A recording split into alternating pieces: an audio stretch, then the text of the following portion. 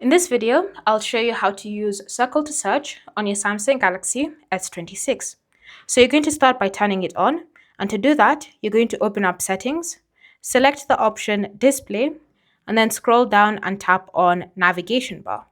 From here, tap on the toggle next to Circle to Search, and depending on what navigation you're using, it will give you instructions on how to turn it on.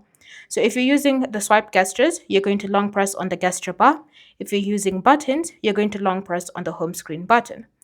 And then once you've confirmed that, you can now close the app. From here, find the item that you wish to use Circle to Search for, and then activate Circle to Search, and then circle around the object or the item that you wish to search for. Once you've done that, a pop-up will appear on your screen with the information relevant to whatever it is that you've circled around. You can also tap on Select Text, and you can select text that's currently on your screen and search for it with the Circle to Search feature. Thanks for watching.